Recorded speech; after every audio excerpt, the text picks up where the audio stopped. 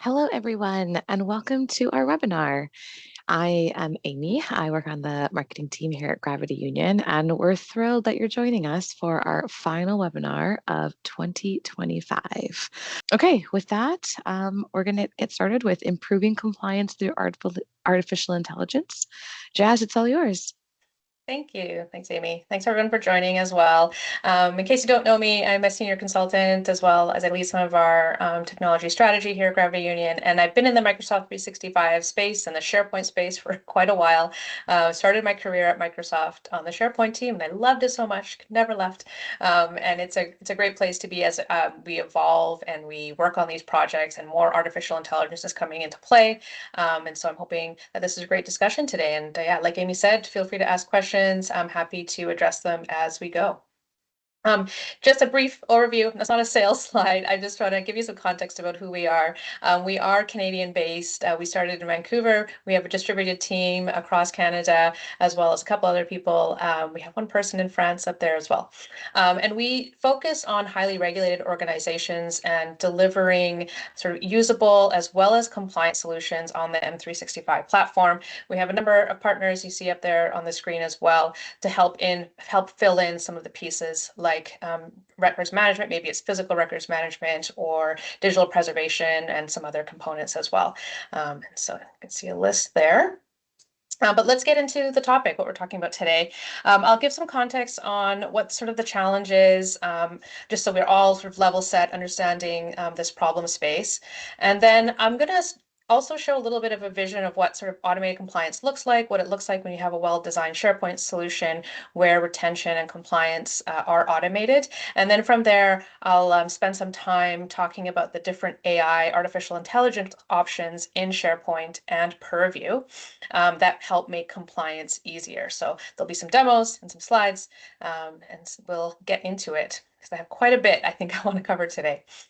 Okay, so the challenge, and I hear this almost on every project, is something like this, whereas we're seeing increasing data and content being created, often sometimes now created with AI.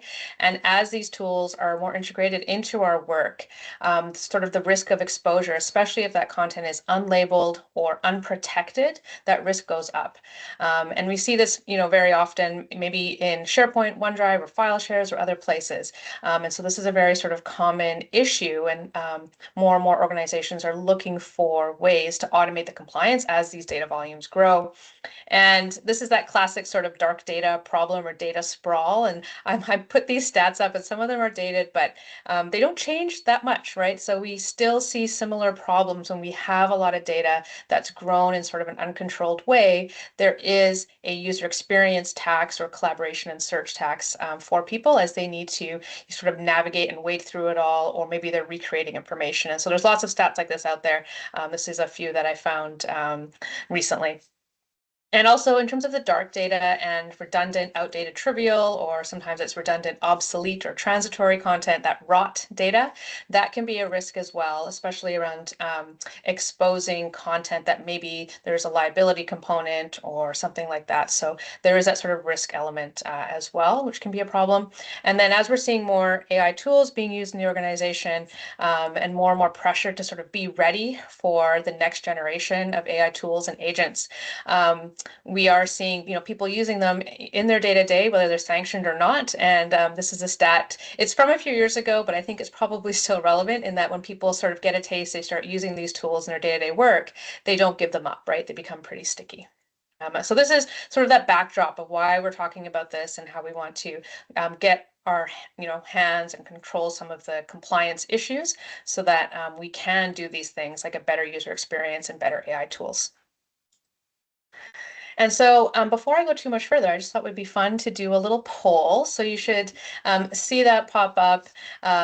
Feel free to respond, but I'm interested to hear about what are some of your biggest compliance headaches, whether that's data sprawls or messy information or the manual classification or keeping up with the retention and disposition. Maybe there's just so much going on, it's hard to keep up, or sensitive information that's been exposed, or maybe something else. All of the above. So there's some options in there. I don't know, Amy, if you're seeing any results coming through. I am, yes. Are you seeing them yet, Jazz? Yes, okay, I'm seeing a few. So I'm Hmm. seeing a pretty split. Yeah, so some people are saying the top four, and then all of the above is coming through as probably one. So that's good to hear. I'll try to touch on all of these. Many of the topics today I'll be talking about is around the manual classification or tagging. So I'm helping to automate that. But if there's some other topics you have questions about, let me know as well. We might cover it today or a future webinar. Thank you for your responses. Perfect. Okay, so I'm going to start with sort of a vision of what automated compliance could look like with some examples. And these are real world examples. Some of them are based on real world examples that I've mocked up in my demo environment. And I'm basing this on municipal scenarios as well. I'm like I said, I want to talk about classification because I do see this quite often, and that it's a manual effort, and it can be difficult to automate retention or retention policies, records management policies at scale without thinking about the information architecture or how things are classified. And so those things go hand in hand, right? Building a structure in SharePoint as well, then that will drive an automation on the retention side.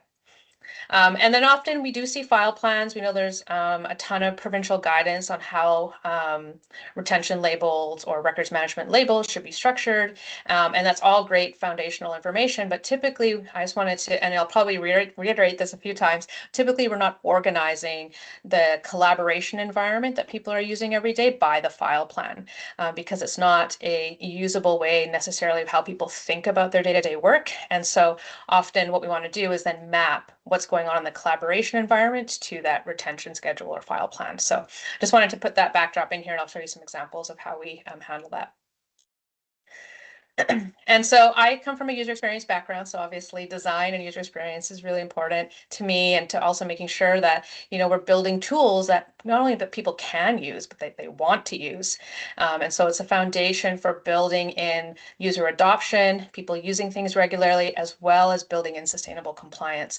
And what good foundation or good design means, especially when we're doing migration projects or maybe even cleaning up existing environments, we're going through and structuring it with how people work and how they think about their content.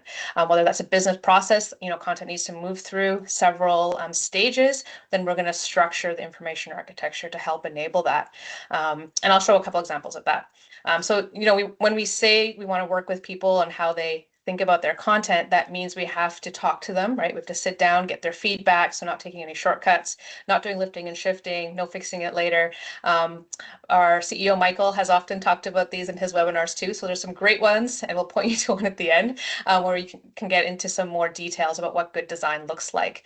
But we want to do this because it's a foundation, and then we can focus on all of those things that add value, like workflow and records management and security and automated sensitivity labels and privacy and all those things.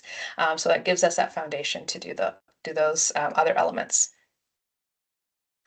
Okay, so here's an example. I wanted to start with this one because invoices and financial information is something we see very often in our projects. And one of the sort of core questions we have to answer when we're talking about structure and where to put some of this stuff is, do we put it in sort of one central place and people have to put invoices somewhere, or do we put this with a department? And so what you're seeing here is an example of a department just called Geomatics. They have a financial and strategic planning site. This is a site underneath this hub for Geomatics.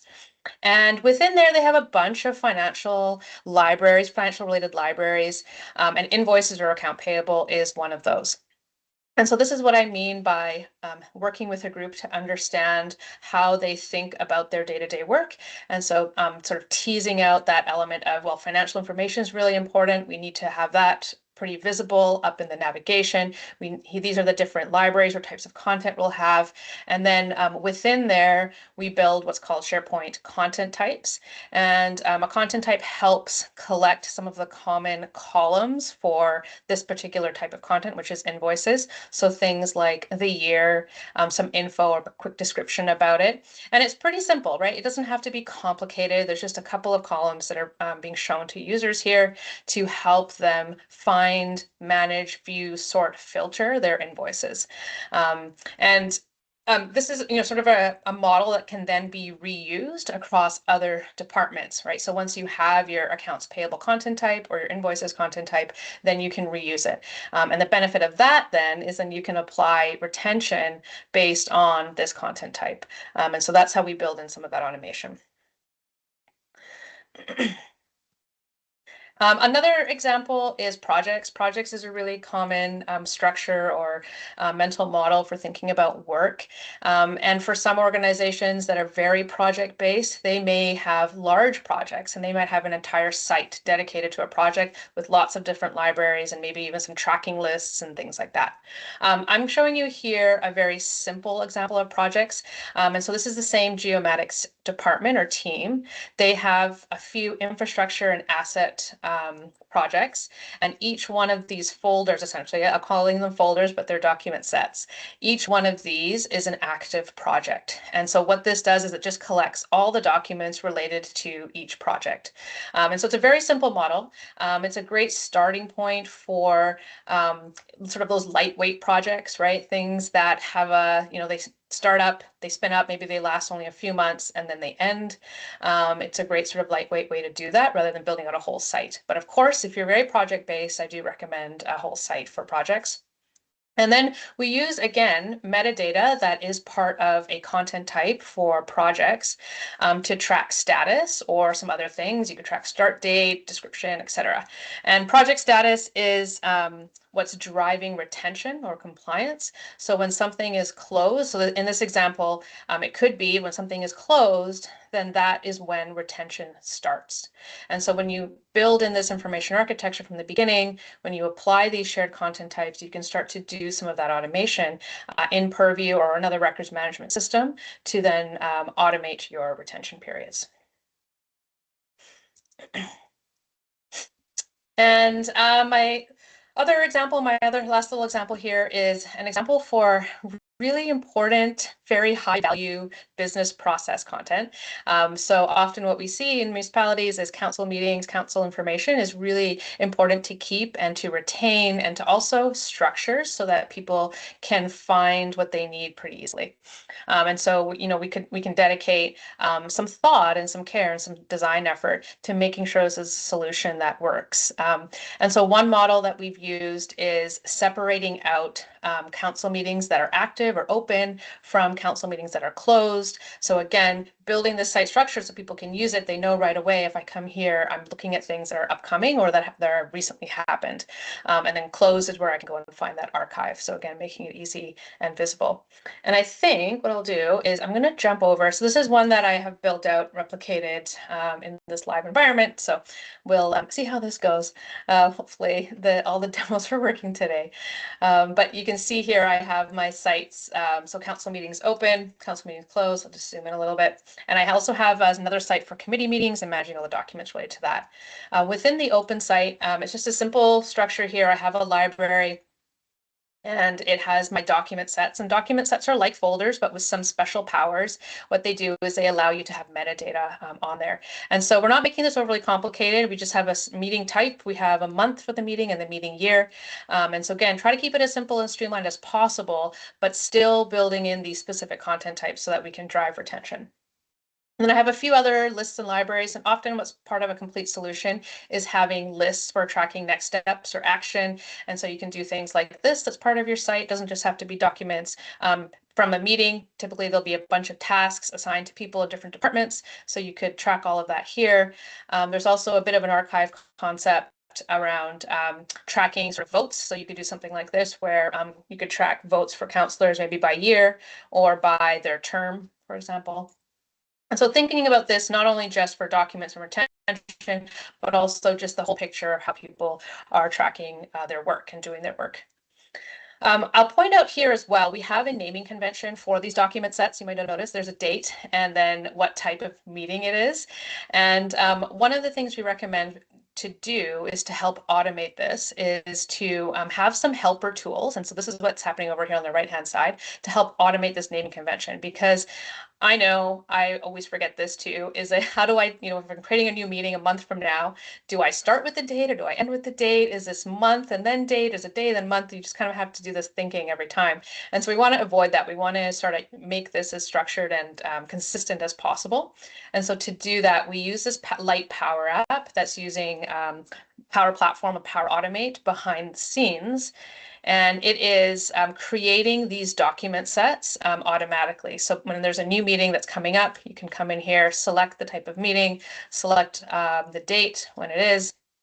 And then once I click submit, it'll take a moment and it will then go and create that document set. And you could even configure it to create the starter templates as well, the starter Word documents you need for an agenda, so that people can then just get into it and fill out all the details that they need. And so we should see that hopefully showing up in my library. So that web part on the homepage is the same as what you're seeing here. So this is the one I just created. And so it's showing up in the list here. And one benefit of grouping these things with the documents, as like I said, it can group different documents together. So, often these things may have a number of documents, people to do some pre-read, some background information. And so you can use views like this, again, building a usable solution to drive people to find the information they need quickly.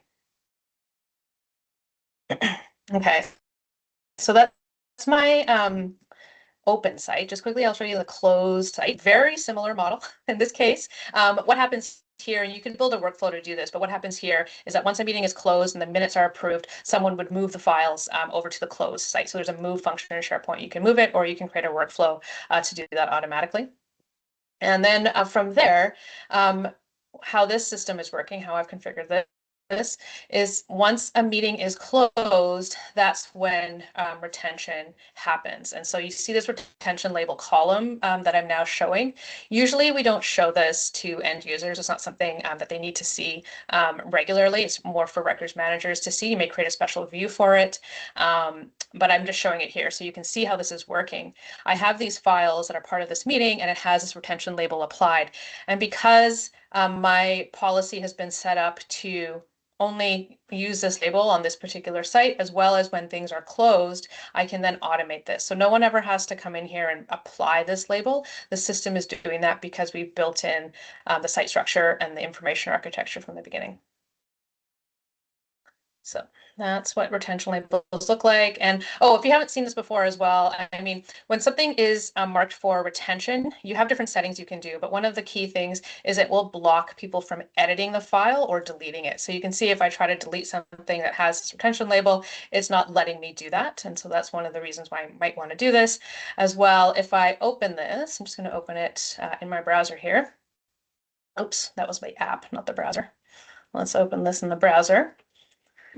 You'll see it will open in read-only view. It's not going to let me edit it or to do anything. So you can see it's switched over to just viewing. Doesn't let me sort of flip between view or editing. It's sort of showing me an icon here. It's blocked. And so that's one of the benefits or value of automating your retention. Then you can sort of prevent any mistakes or other things like that. Okay, so that's sort of the vision, what we want to start creating by building on top of a information architecture, using the right metadata, and then using helpers like this Power App or Power Automate system to help build in that consistency. And again, when we're talking about metadata, it doesn't have to be complicated. 2 or 3 columns. You don't have to go overboard. We don't want people necessarily filling out a lot of things or even the workflow needing to fill out a lot of things. We just want to focus on what's necessary. And I showed you a little bit what records look like. This is just a different view of it. You can also go behind the scenes and lock and unlock records too. That is an option for some of the label settings. And typically this is an advanced view for records managers. If you haven't played around with Purview, I mean, I'm not going to go huge deep dive into Purview. There's other records management options as well for content that lives in M365. But there are sort of some core settings that relate to artificial intelligence. I just wanted to highlight. When you're creating a retention policy, one of the screens that you'll see is the option to it's asking you, how do you want to trigger this retention policy? And this trigger could be based on sensitive information, which is more pattern matching by typically regex code, if you know what that is. It's just looking for patterns in your content. You can also do the second one, which is basically a search query. And so it's using a little bit of sort of the base AI functionality, but it's using search to look up things like content type or if the metadata changed. You can also use trainable classifiers, and I'll talk about more about that as well, and that's machine learning. And so that's another way to look across your tenant, all the content in your system, and then to find a similar content and automatically sort of group it under this trainable classifier. And for that search option, so for the middle option there, this is the one we use the most often, I'd say, because we focus on building that information architecture, like I showed you with that council meetings site and some of the other examples. And then from there, we can go and construct these queries. And so Purview, one of the areas, and this, don't be scared by this language here, but one of the things you can do is basically put in the search query. All this is doing is saying content type is meeting documents. That was in my scenario for those meeting documents in the closed site. It is finding anything that has this content type and then applying the retention policy. So that's all it's doing. And you can basically test these just by using search, right? So you know if you're building this, you can just test it using your standard search tool and sort of debug or tailor it from there as you need to. So it's a little bit technical, but don't worry, it's not too scary. It's just constructing, just think of it like doing searches. So basically out of this, what I'm hoping you're taking away is that it's really important, even with artificial intelligence and all of these tools we have, to invest in that SharePoint structure, work with groups, work with teams on how they work, add the right content types, manage metadata so that they can be reused across the whole tenant and then also drive retention. And you want to get specific as well, like I showed you the council meeting site or even invoices or projects. We want to work with people on what are they really looking for and how do they want to sort and view and see items. And then that'll drive the user experience, which will then drive compliance. And then from there, you can automate all of those records management labels. I do have another poll, which I thought would be interesting to ask. I'm going to touch on some more AI concepts like trainable classifiers, but let me just launch this one. So you saw a little bit of some of the automation that we build, in our SharePoint solutions, but I'm curious in your environments, or if you're working on compliance day to day, how much of your compliance work is automated? If you don't know, that's okay too. It's just a guess, a fun little poll. So I'm seeing none or mostly manual. Okay. Some automation. That's good. That's good. I'm not sure. Okay. Excellent. Okay. Well, I hope if you have any questions about what automation is or some other examples, let me know. I'll go through a few other sort of back-end concepts for artificial intelligence, and hopefully that'll help clarify as well. Thank you for responding. It's good to see. Okay. So in this third part here, I'm going to do a little deeper dive into some of the artificial intelligence options in SharePoint as well as Purview. And where I see AI playing a role in compliance is helping address some of the manual tagging issues. Sometimes it can be quite onerous, especially for migration projects, to manually tag lots and lots of files and documents. It's not scalable. And so we want that compliance to be automated and to be less of a burden, right? And so that, again, like I said, relies on this foundation of having content tagged and labeled. And because sometimes migrations can be complex, maybe it's coming from an older system, or we're building scripts to migrate, which is common, or we're using another tool, there's still going to be some sort of adjusting. Once it gets into SharePoint or into Microsoft 365, you need to adjust it. And so there's an option in SharePoint as well to start reading through, basically going through content, all your files, and teasing out metadata, recommending metadata. So it doesn't have to be as much of a burden or slow down migration as much. And then we want to use, ultimately, how I see this fitting in here is we want to use AI to do what it does best. So it does reason over content really fast and pretty well. And it can find trends and patterns. And so as much as we can, we want to use it for that. And if you've been around, this is sort of walk down memory lane or walk down history for a little bit. If you've been around SharePoint for a while, like me, you may have heard of other AI type solutions, machine learning type solutions that have been in the platform for a while. And so you might have heard of Syntax, and that was sort of this first foray into adding sophisticated machine learning models, document processing into the platform. And you would train these models. And so it was a little bit of time intensive process. You have to wait, do some training, gather a whole bunch of documents. But it was a great way to kind of start building in some of the automation to extract metadata automatically. And now, and especially starting sort of 2023, 2024, there's been just more end user AI tools with that don't require training. So things like you may have seen autofill or automatically translating documents. Say you have a bunch of files in a library, you need to translate them from English to French. There's a way to do that in SharePoint now. OCR as well, it can read through images and extract text. Or PDFs that are saved as images and extract text. And so those options have been in the platform for a couple of years. And I should say now and going into the future and going into next year, there's even more automation. So this concept of automating full libraries means you can basically put in a bunch of documents, hundreds or even thousands of documents into a library and have the tool read through those documents and auto-suggest columns. So you don't even really have to create those metadata columns manually anymore.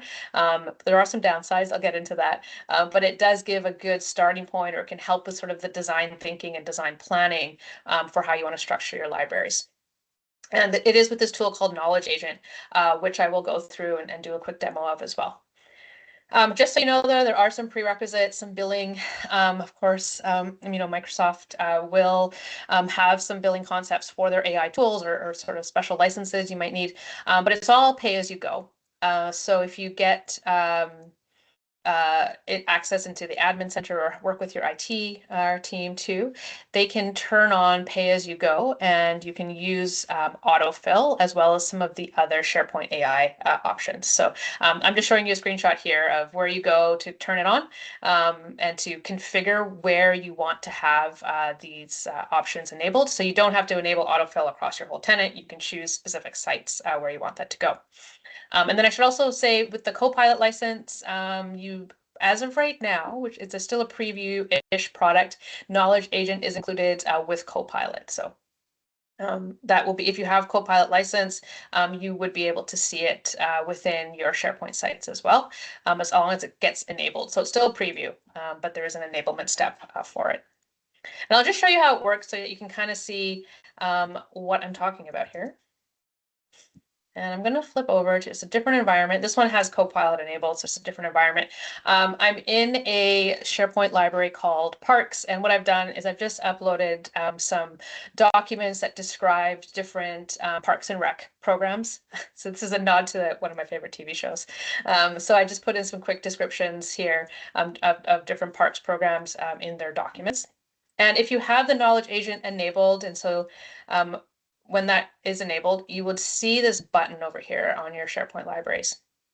And you have a few options here, and this opens the agent for this site, but I'm going to go to organize this library. And this will now help me sort of design or extract metadata from these documents.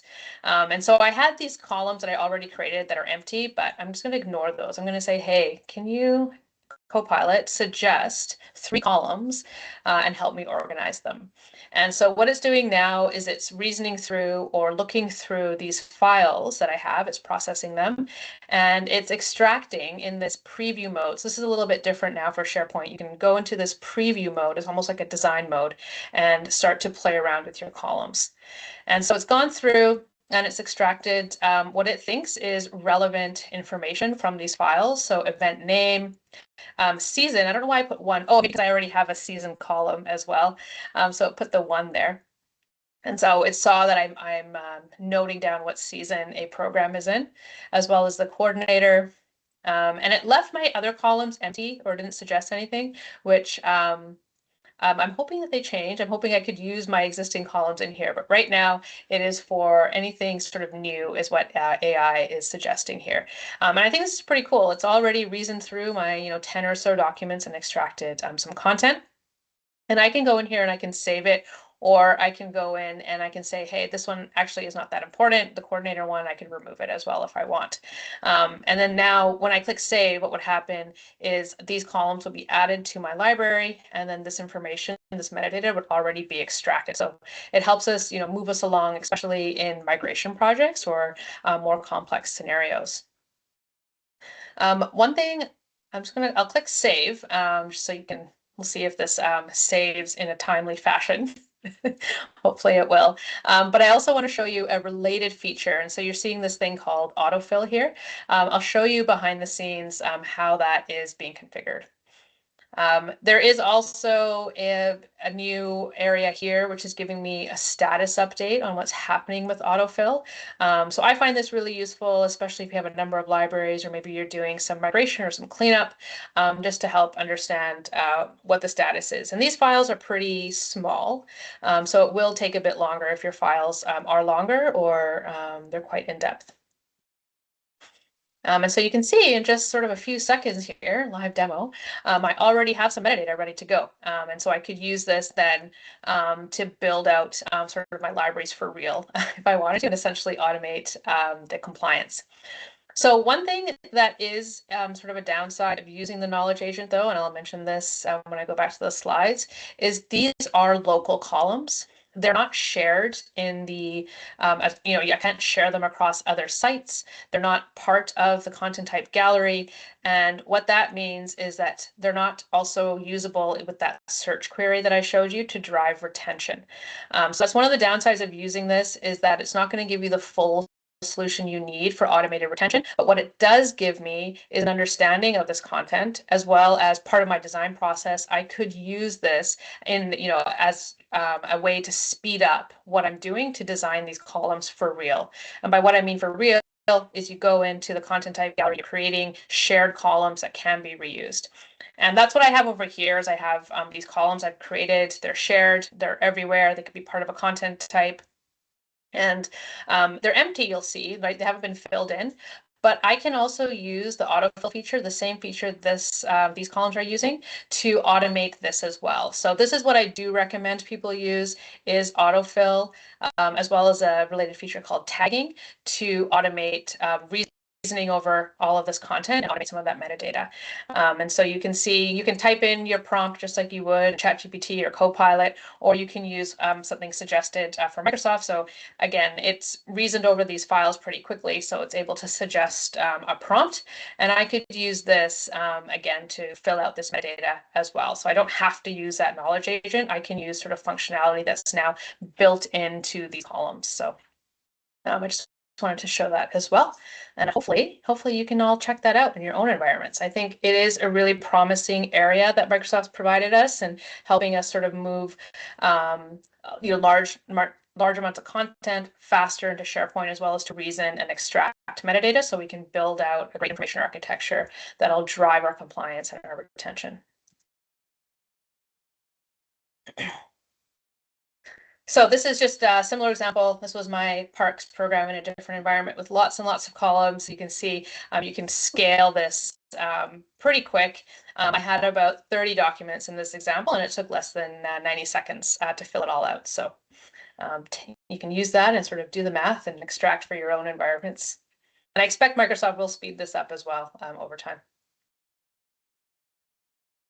Any questions or anything anybody has? I just want to check in, Amy. We're good. It looks like as of right now, Jazz, we're good. But that's a good reminder for everyone on Perfect. the line. Think through, and if you have any questions, please drop them in. Yeah. So like I said, we do recommend using the knowledge agent or autofill to help design your information architecture, get inspiration, explore your content, explore what might be useful, and also use it for places where maybe you want to improve metadata structure in maybe an environment or a library that doesn't have any metadata. You just want to sort of clean that up or add some functionality to it, so that's a little bit easier to use, and then you can use it for compliance or retention labels. And then, like I said, autofill, which I showed you right at the end there, you can add to almost any site column, almost any, not all site columns. And you can use that to, again, extract, put in a prompt and extract the metadata that you might need. You can use it with choice columns too.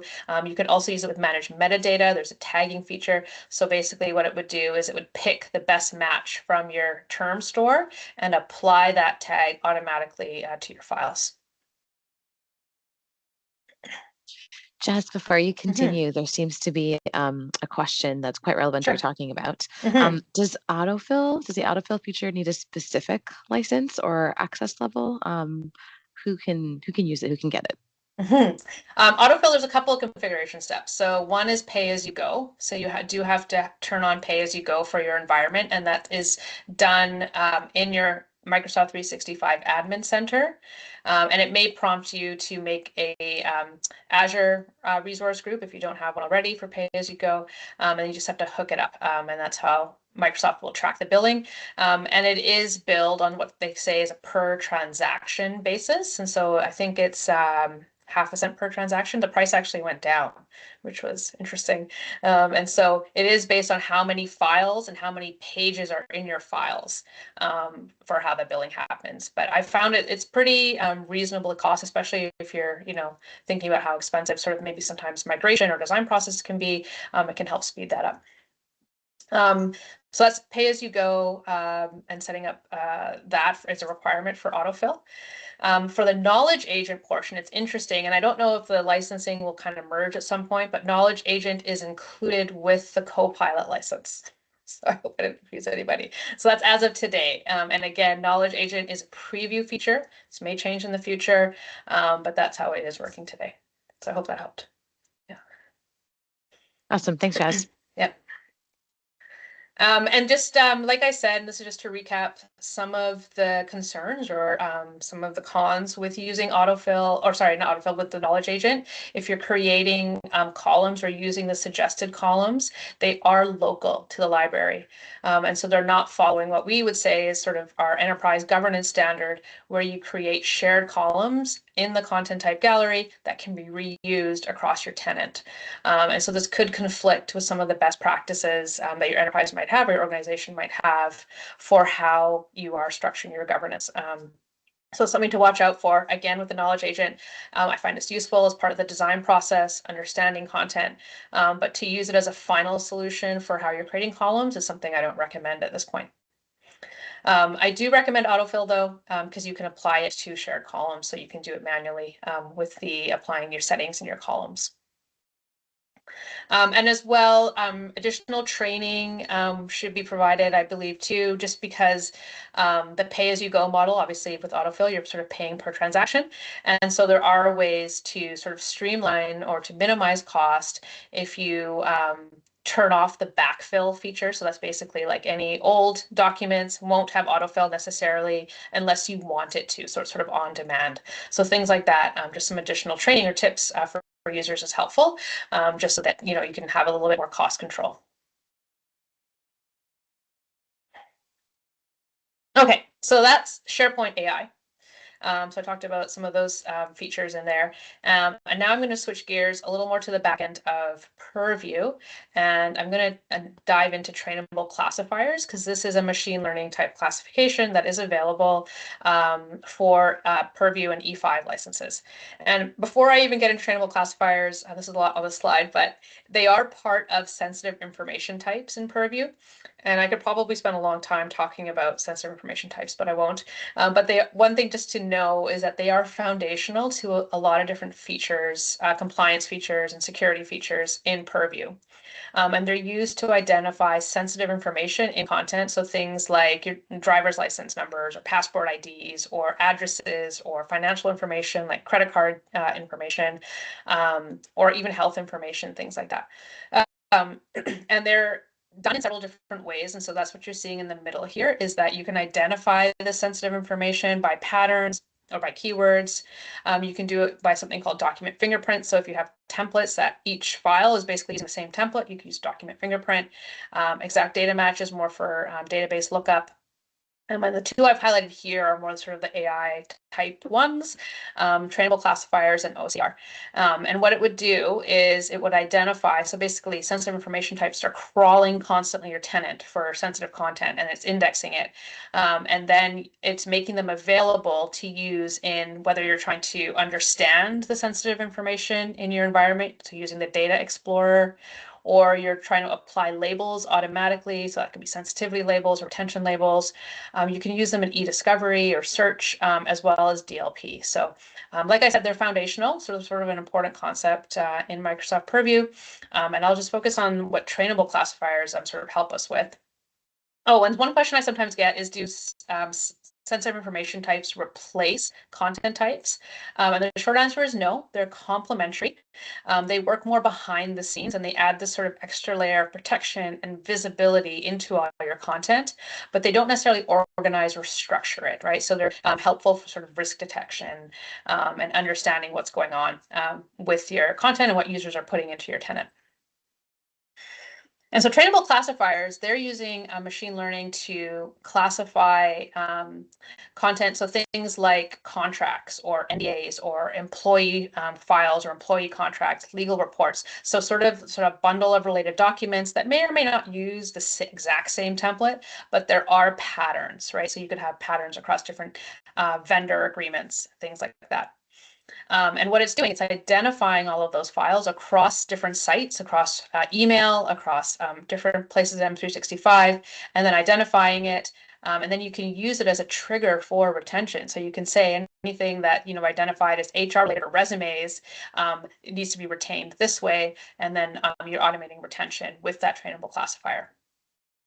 And I'll show you just quickly how to set it up. And when users are reviewing their items, so when they're testing basically how effective the trainable classifier is, they can mark things as relevant, not relevant, or uncertain, and basically sort of tune the classifier a little bit as well.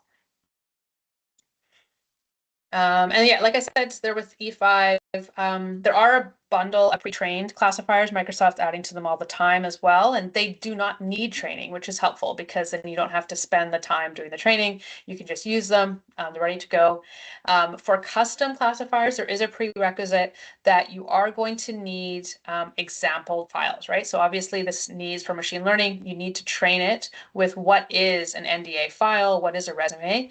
And so the recommendation is to have at least 50 positive examples, up to 150, or at least, and you need negative examples. So you need 150 non-resumes or non-agreements so that the system can understand that too. So there's a little bit of training involved, but this can be beneficial to automate retention as well.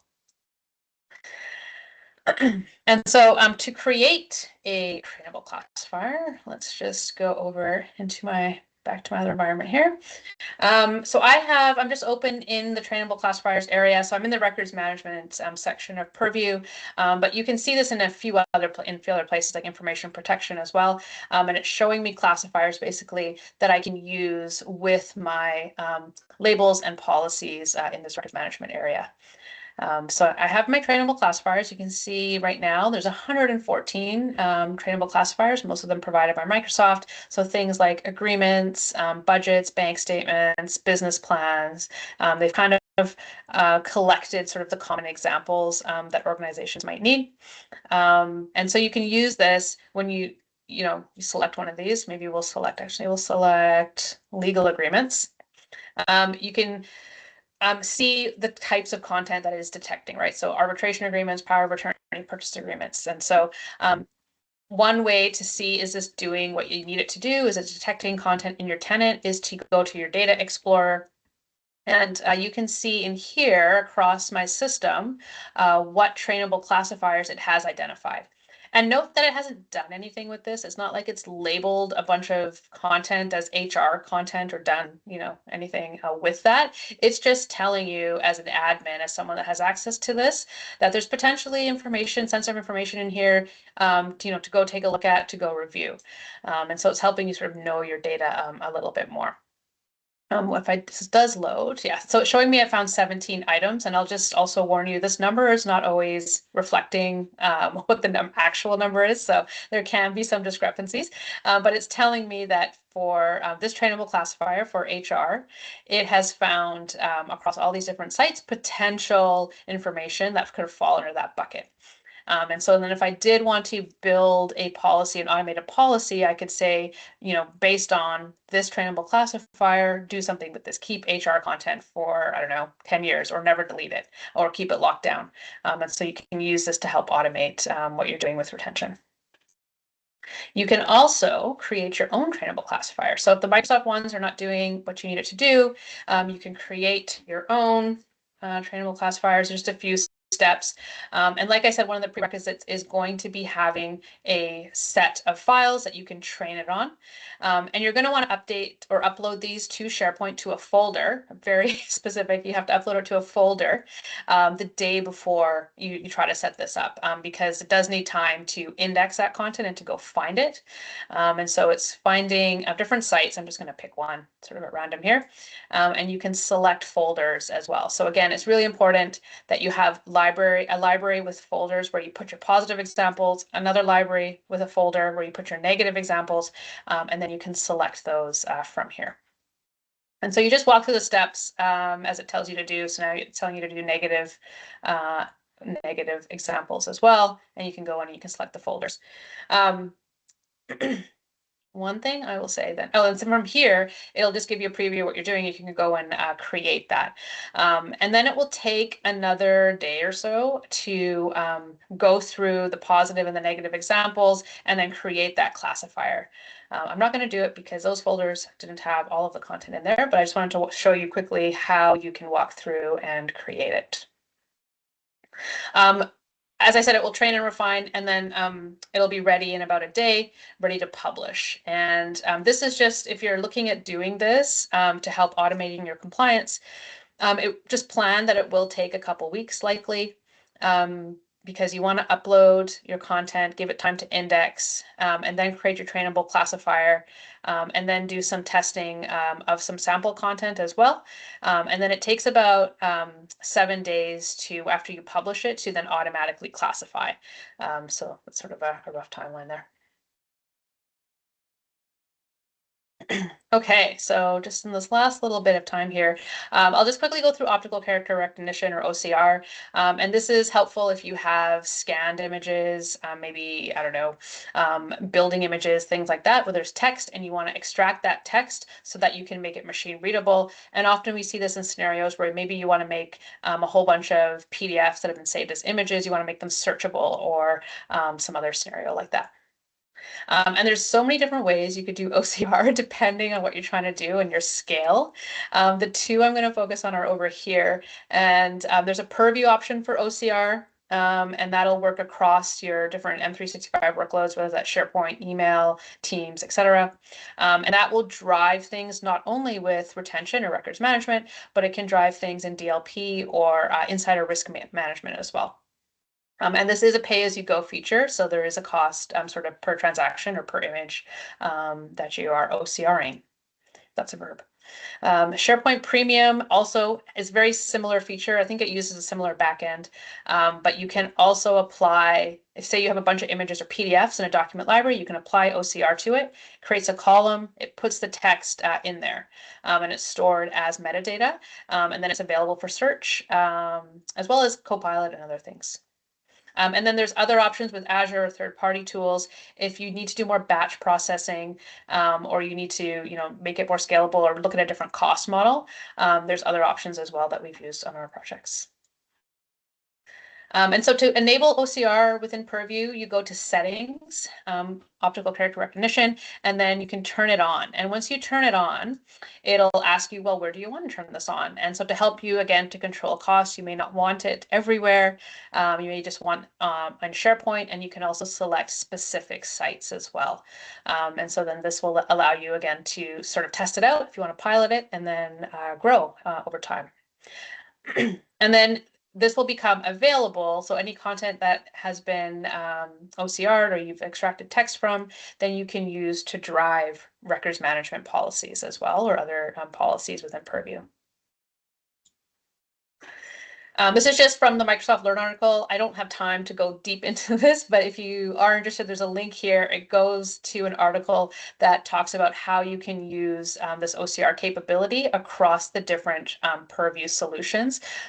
So you can go in here and sort of drill down and understand sort of the possibilities here. Because I think there's quite a lot of potential depending on, if you have a lot of files that are stored as images. With SharePoint, it's a little bit different. When you apply OCR to a library or you're using it within a library, it creates this column called extracted text. And here's just a quick a screenshot of what that looks like. So I have these images. I also have a PDF that's saved as an image, and it's extracting text where it can from these images. One thing you'll note is some of the extracted text is not showing up here. So some of it, and I don't know why SharePoint does this, it's kept more behind the scenes for search. So for some files, like some PDFs, it won't actually put it in a column. And so this is something that could be an issue if you want this to be visible to users, but just know behind the scenes for search, it's still available. It will work. You can build sort of search solutions, even if it's not showing up in this list. But I just wanted to point that out. So that's a brief look at some of our, AI tools and ideas for ways to automate and sort of streamline compliance. And what I hope you sort of take away from this is that, we have these great AI tools now, especially Knowledge Agent and Autofill and all these things that are going to streamline our work. But there's still this usability and design component that we want to make sure we have in place. We want to have information architecture that works for people, that helps them adopt the solution and use it every day, as well as to drive compliance, right? So we want to meet both of those goals. And we want to use SharePoint AI thoughtfully. Like I said, I really like autofill, how you can apply it to different columns. You can apply it to shared columns. Knowledge Agent, I'm hoping one day also works in this governance model as well, but it can help with the design process. And then we want to enhance, where we can, if there's another layer of AI that we can add to, make compliance easier, there's things like trainable classifiers and OCR in the Purview platform that'll help sort of streamline that retention as well. And I thought, I was thinking about like, what can we go away and take away and do?